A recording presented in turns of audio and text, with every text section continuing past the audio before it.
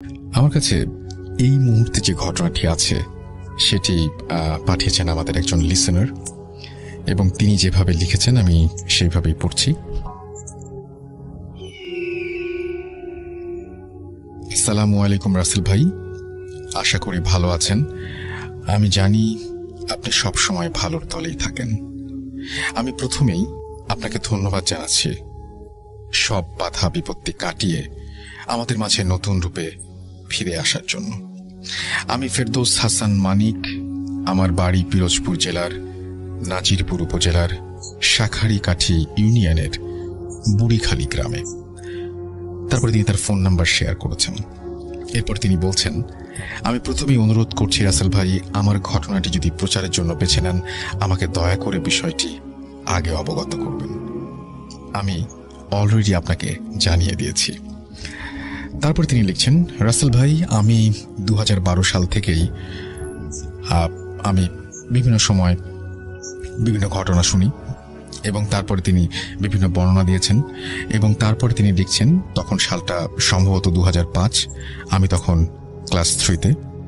শীতের দিন, জানুয়ারি মাস হবে হয়তো, এবং প্রায় 15 বছর আগের কথা রাসেল ভাই। আমার গ্রাম্য অঞ্চলে তখন সেচের তেমন একটা প্রচলন হয়নি।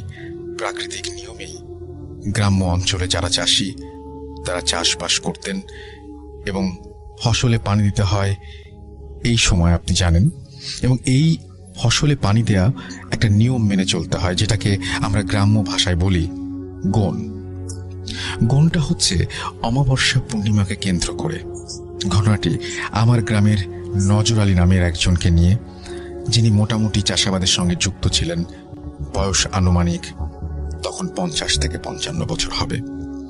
দিনের বেলায় গ্রামের খালে পানি পাওয়া না গেলেও অমাবস্যার গণে রাতে খালে পানি আসে, যা ছোট খাল কেটে খেতে উঠানো হয়। তিনি একদিন খেতে পানি উঠানোর জন্য ফজরের আজানের সময় ঘণ্টাখানেক আগে ক্ষেতের উদ্দেশ্যে রওনা হন। বাড়ি থেকে ক্ষেত বেশ খানিকটা দূরে। খাল পাড়ি দিতে ওপারে যেতে যেতে 10-15 মিনিট সময় লাগে। গ্রামের মেঠো পথ, চারিদিকে কুয়াশায় ভরা। হাতে আছে একটি হ্যারিকেন। তার এমন প্রায় অভ্যেস ছিল রাতে খেতে পানি দেওয়ার, তাই সাধারণত রাতে যেতেন খেতে পানি উঠিয়ে ক্ষেতের পাশে নামাজ পড়ে পানিটাকে আটকিয়ে তারপরে তিনি বাড়ি ফিরতেন সকালে। একদিন হঠাৎ রাতের বেলায় তিনি ক্ষেতের আইল, যেটাকে আমরা গ্রাম্য ভাষায় বলি, সেখানে হ্যারিকেনের আলোতে, আলোটা নিভে যাচ্ছিল যেন তিনি ঠিক করছিলেন। হঠাৎ তিনি দেখলেন যে আলোটা যতবারই ঠিক করেন ততবারই সেটা বাতাসে নিভে যাচ্ছে, কিন্তু সেখানে কোনো বাতাস নেই। তিনি ভাবছিলেন হ্যারিকেন হয়তো তেল শেষ। এমন 4-5 বার হবার পর তার ভুলটা ভেঙে গেল। হঠাৎ পেছন থেকে কে একজন গম্ভীর কণ্ঠে বলে ওঠে, নজর, কি করিস? তিনি নিচু অবস্থাতেই উত্তর দিলেন, দেখো না আমি কি করি। আবার একই কণ্ঠস্বর, একই প্রশ্ন ভেসে আসলো তার কানে। তিনি এবার বিরক্ত হয়ে পিছনে ফিরে তাকালেন, কেউ নেই। হ্যারিকেনটা নিভে গেল। তখন তার শরীরের মধ্যে হালকা ঝাঁকুনি দিলে ভয়ে তিনি তাড়াতাড়ি আইল ভেঙে বাড়ি চলে আসেন এবং বউকে পুরো ঘটনাটা খুলে বলেন। বউ বলল, হয়তো তোমার সঙ্গে কেউ মজা করেছে, অনেকেই তো আছে, হয়তো পাশের জমির কেউ হবেন উনি। পরের দিন আবার যথারীতি খেতে গেলেন, কিন্তু সেদিন তিনি আর ফিরলেন না। সকাল যায়, দুপুর আসে, তিনি আর বাড়ি ফিরছেন না। ক্ষেতের পাশেই ইলিয়াস নামে এক লোকের নার্সারি ছিল। উনি গাছে পানি দিতে উঠে হঠাৎ উচ্চ স্বরে চিৎকার দিয়েই অজ্ঞান হয়ে যান। তখন তার চিৎকার শুনে খালের ওপারে বাড়ির লোকজন তাকে ডাকাডাকি শুরু করে, কিন্তু কোনো উত্তর আসছিল না। তখন তার ছোট ভাই খেতে গিয়ে দেখলেন নজর আলীর লাশ, বিভৎস অবস্থা, তার মাথা কাদা মাটির ভেতরে ঢোকানো, ঘাড় ভাঙা অবস্থায়। গ্রামে ঘটনাটি পুরোপুরি জানাজানি হলে সবাই তার বাড়ি থেকে লোকজন নিয়ে এসে লাশটিকে নিয়ে যায় এবং দাফনের ব্যবস্থা করে। ইলিয়াসের সেদিন থেকে জ্বর, 4-5 দিন বিছানায়। ঘটনাটি এখানেই শেষ হলে ভালো হতো, কিন্তু এটা মহামারীর মতো রূপ নিচ্ছিল আস্তে আস্তে। তার কবরটা যেখানে দেয়া হয় বাড়ির পাশের বাগানে, সেই বাগানের পাড়েই ছিল গ্রামের রাস্তা। মরে যাবার 7 দিন পর ওই বাড়ির রুস্তম নামে একজন লোক বাজারে চায়ের দোকান বন্ধ করে ফিরতে ফিরতে রাত প্রায় 12টা বেজে গেছে। ওই দিন যখন সে বাগানের পথ ধরে বাড়ি ঢুকবে, তখনই হঠাৎ চোখে পড়ল কবরের দিকে। সে যা দেখল, সে দেখার জন্য প্রস্তুত ছিল না। সে দেখল সাদা একটা গরু টর্চের আলোয় স্পষ্ট দেখতে পাচ্ছিল কবরের পাশে দাঁড়িয়ে কি যেন খাচ্ছে। টর্চ দিয়ে দেখতে দেখতেই গরুটা উধাও হয়ে গেল। উনি মোটামুটি ভালোই ভয় পেয়ে যান এবং কোনো মতে বাড়িতে এসে জ্ঞান হারিয়ে ফেলেন। তারপর থেকে সন্ধ্যার আগেই বাড়ি ফিরতেন, কিন্তু আরেকদিন হঠাৎ তিনি বাথরুমে যাওয়ার সময় উঠলেন এবং টর্চ নিয়ে তিনি উঠানের কানায় যখন যান, তখন তিনি আবারও একটা অদ্ভুত দৃশ্য দেখেন এবং তাকে সেদিনও অজ্ঞান অবস্থায় ওই বাসার ওখানে পাওয়া যায়। লোকজন জানতে চাইলে তিনি বলেন, বাগান থেকে 10 ফুট উচ্চতা সাদা কাপড় পরা কেউ একজন আমাকে ডেকেছিল। তখন তিনি চিৎকার করার অনেক চেষ্টা করেন। এক পর্যায়ে তিনি সাদা কাপড় পরা ওই অবয়বটা তার কাছে আসতে দেখে, বিভৎস চেহারা দেখে জ্ঞান হারিয়ে ফেলেন। এরপর শুরু হয় কবরের পাশে রাস্তা দিয়ে চলাচলের সময় এই একই ঘটনা, শুধু একজনের সাথে নয়, একে একে সবার সাথে। আমার নিজের কাকাও একদিন প্রচন্ড ভয় পান। অনেক রাতে বাড়ি ফিরতেন তিনি এবং 5 মিনিটের পথ 2 ঘন্টায় শেষ হতো না, এবং তিনি অবাক হয়ে যেতেন। এই কবর ঘিরে এরকম একের পর এক রহস্যজনক ঘটনা ঘটতেই থাকে। সে রুস্তম আলীর জ্বর হবার পর আস্তে আস্তে কিছুদিন পর তিনি মারা যান। একদিন আমার পরীক্ষা চলাকালীন সময়ে কবরের পাশে থাকা সাঁকো পার হচ্ছিলাম। আমার পেছন দিকে বন্ধু খালে পড়ে যায় এবং মাথা কাদের ভিতরে ঢুকে যায়। পরে হুজুরকে দিয়ে কবর বন্ধ করে দেয়া হয় এবং মিলাদ পড়িয়ে দিলে আস্তে আস্তে ঘটনাটা বন্ধ হয়ে যায়। এই ঘটনাটি একটি সত্যি ঘটনা এবং এটি কবরকে কেন্দ্র করে। বিশ্বাস না হলে খোঁজ নিয়ে দেখতে পারেন, আমার ঠিকানা দেয়া আছে। যদি ভালো লাগে পড়ে শোনাবেন ঘটনাটি। পড়ে শোনালে আরো ঘটনা পাঠাতে উৎসাহী হব। আমি আপনাদের আবারও বলে দিচ্ছি, ঠিকানাটি আপনারা খোঁজ নিতে পারেন। যিনি লিখেছেন তিনি হচ্ছেন ফেরদৌস হাসান মানিক। তার বাড়ি পিরোজপুর জেলার নাজিরপুর উপজেলার শাখারিকাঠি ইউনিয়নের বুড়িখালী গ্রামে। যদি এই ঘটনার সত্যতা খুঁজে পান, আমিও অপেক্ষায় থাকলাম, আপনারা আমাকে জানিয়ে দেবেন। চলে যাচ্ছি আমাদের পরের ঘটনায়। আসসালামু আলাইকুম রাসেল ভাই, আমি আবরার শাহরিয়ার অভি বলছি রাঙামাটি থেকে।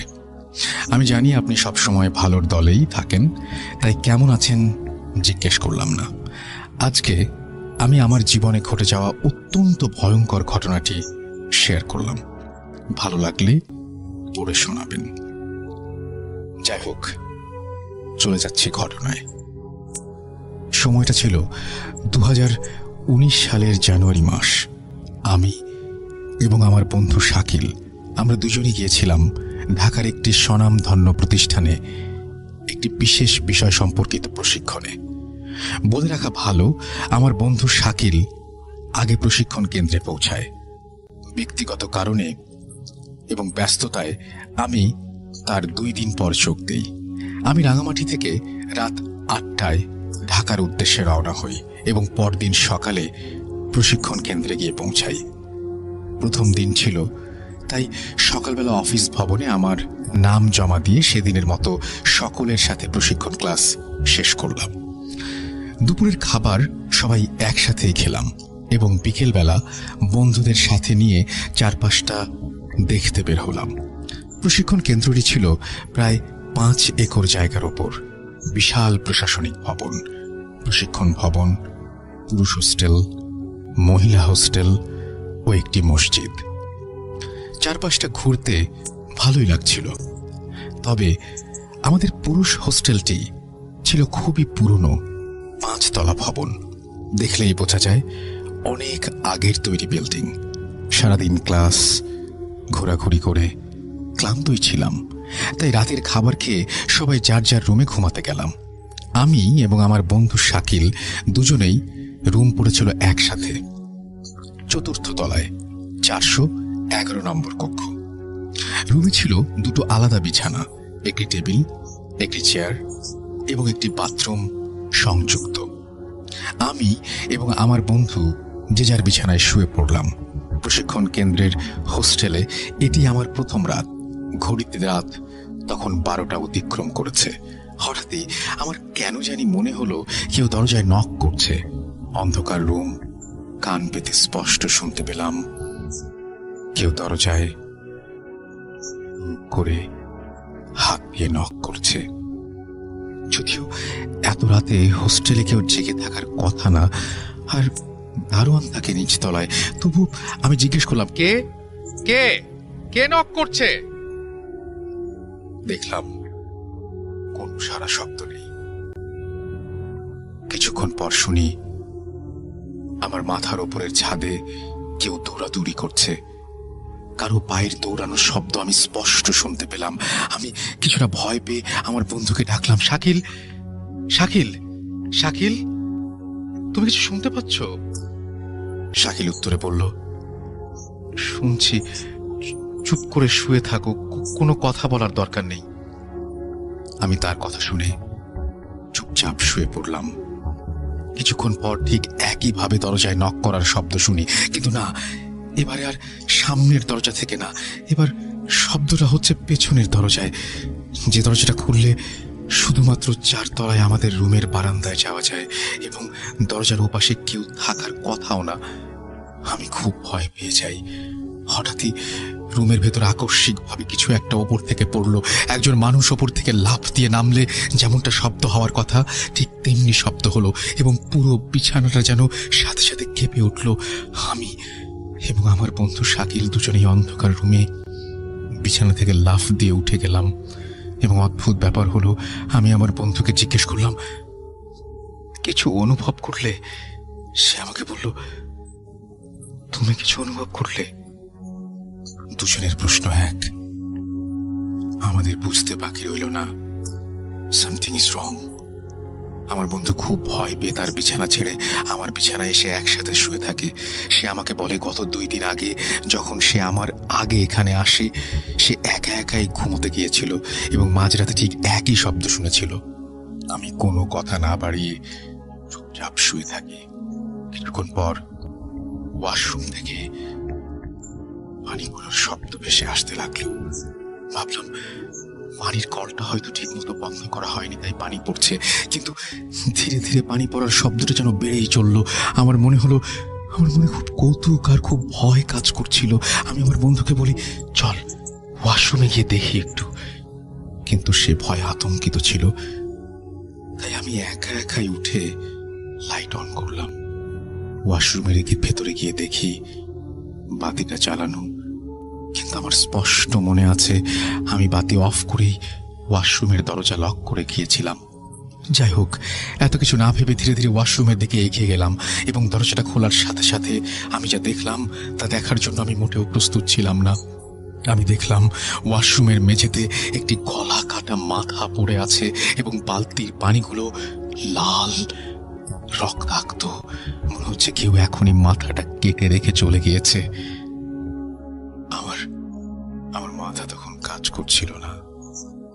আমি চিৎকার করে শাকিল বলে ডাক দিয়ে সেখানে অজ্ঞান হয়ে যাই। আমার জ্ঞান ফেরে নিজেকে বিছানায় আবিষ্কার করি। পাশে আমার বন্ধু শাকিল, প্রশিক্ষণের আরো 2 জন মেম্বার, আমাদের প্রশিক্ষণ অফিসার এবং ওই হোস্টেলের দারোয়ান উপস্থিত ছিলেন। আমার জ্ঞান ফেরার পরেই সবাইকে রাতের ঘটনাটা খুলে বলি। ঘটনা শুনে স্যার বলেছিলেন, এই সব কিছু না, সব হ্যালুসিনেশন। এরপর যে যার মতো চলে যায়। কিছুক্ষণ পর হোস্টেলের দারোয়ান আবার আসে এবং রুমটা পাল্টানোর পরামর্শ দেয়। উনি আজকে 15 বছর এই প্রশিক্ষণ কেন্দ্রে দারোয়ানের কাজ করছেন, এবং ওনার থেকে জানতে পারলাম এই রুমটাতে 2015 সালে 2 জন মধ্যবয়সী লোক থাকত। তারাও কোনো এক প্রশিক্ষণ নিতে এসেছিল। প্রশিক্ষণের 1 সপ্তাহ পর ওই রুমের ওয়াশরুম থেকে একজনের গলা কাটা লাশ উদ্ধার করা হয়, এবং অন্যজনকে খুঁজে পাওয়া যায়নি। ধারণা করা হয় হয়তো পালিয়ে যাওয়া ব্যক্তিটি কোনো ধারালো অস্ত্র দিয়ে তার রুমমেটকে গলা কেটে হত্যা করে ওয়াশরুমে রেখে গেছে। তারপর থেকে ওই রুমে যারাই থাকে মাঝরাতে এমন কোনো না কোনো ঘটনা ঘটে থাকে। দারোয়ানের কথা মতো আমরা ঘটনাটি কারোর সাথে শেয়ার করলাম না, এবং 10 দিন প্রশিক্ষণের পর নিজ বাড়ি রাঙামাটিতে ফিরে আসি। এই ছিল রাসেল ভাই আমার জীবনে ঘটে যাওয়া সবচেয়ে ভয়ঙ্কর ঘটনা। আশা করি ভালো লেগেছে।